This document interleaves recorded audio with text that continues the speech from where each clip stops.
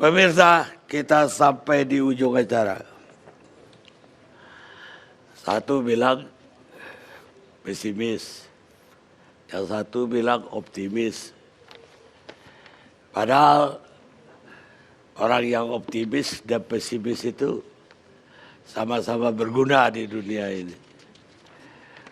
Orang optimis lah yang membuat pesawat terbang, orang pesimis yang bikin pelampungnya. Dua-duanya berguna. Itu pepatah Cina. Sekarang Babe Ridwan. Bang, izin Bang, interupsi sedikit Bang. Bang Rocky, tolong jelaskan soal KKN tadi, karena disampaikan ke wilayah publik. Jadi kita mesti terbuka. Anda jangan menuduh dan memfitnah aja. Ya dia KKN yang dia maksud. Jangan, Pak Karni jangan mencoba menjelaskan pikiran dia. Biarkan dia menjelaskan pikiran dia yang katanya cerdas itu. Pasti, kalau itu pasti. Mau sekarang?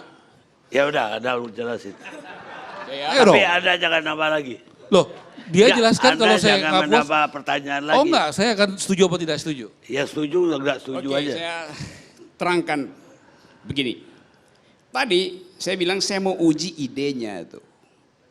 Kalau tingkat korupsi kita, persepsi tentang korupsi masih tinggi, maka berhak orang untuk mempersepsikan bahwa akan banyak private jet pergi ke ibu kota baru untuk KKN.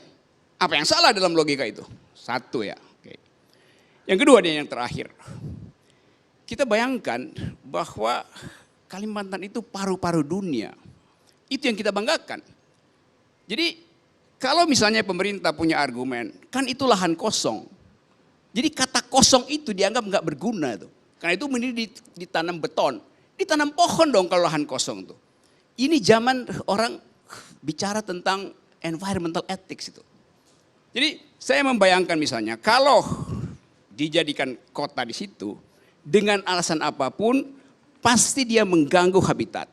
Pasti jumlah oksigen di situ berkurang karena tambahan penduduk, tambahan AC segala macam.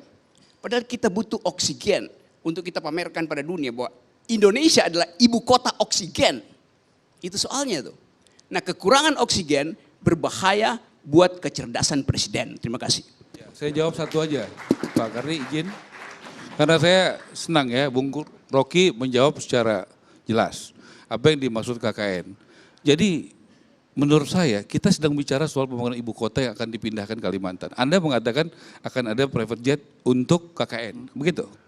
Jadi kalau saya pikir Anda sangat tidak pas dan tidak etis untuk menyampaikan itu pada saat kita berbicara dan berjuang untuk itu. Kenapa? Kok belum Anda mengatakan ibu kota ke sana, kemudian ada KKN yang ke sana dengan private jet.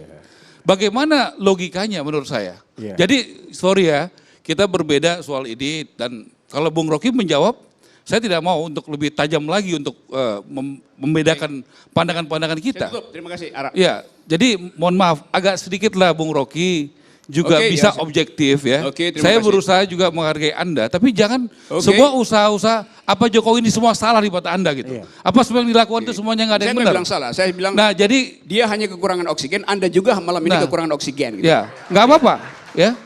Anda berhak menuduh kita, Anda juga kekurangan oksigen pada saat mengatakan Jokowi akan Pak, kalah. saya ini- Jokowi tidak akan menang dan Jokowi menang. Ini giliran Saya pikir saya. Anda harus banyak diinfus pakai oksigen. Iya, Cukup ya. Iya udah cukup ya.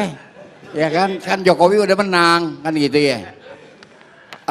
Mengenai pemindahan ibu kota, saya tidak bersikap, malah menunggu cepetan dikit lah pindah pada ya. Kalau bisa besok beduk subuh udah pindah lah. Karena saya sebagai orang sini udah capek ngeliatin mereka pada ya. Jadi pindah aja buruan. Yang ingin saya katakan di sini adalah pertama calon ibu kota baru. Pak Irsan, mohon maaf Pak, kerajaan di Indonesia itu abad 8 semuanya, nggak ada yang abad keempat. Karena kita baru mengenal alat tukar dan itu pun alat tukar dari Bahrain, ya kan pada abad itu. Karena sang raja tuh mau menggaji tukang pikul dia pakai apa? Kan tukang pikul tuh digaji Pak, ya kan? Kagak kita kasih ketimun dia kan, dia mesti digaji. Itu satu dulu. Yang berikutnya adalah tentang split Fadlizon. Split itu dimulai oleh Dendels. Jadi dia pindahkan pusat kesibukan kegiatan yang ditancap oleh VOC di Binnenstad, dia pindahkan ke daerah Lapangan Banteng.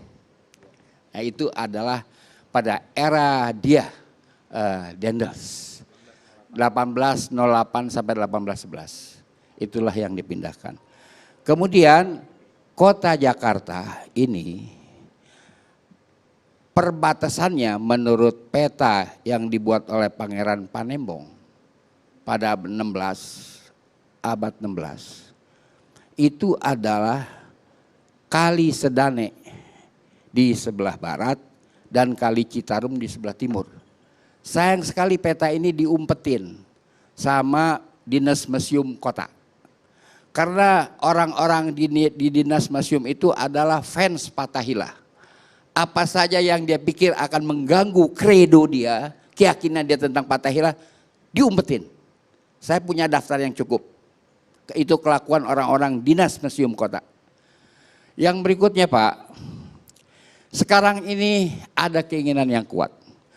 Mungkin ada pengaruhnya dengan heboh mengenai pindah ibu kota, mungkin tidak.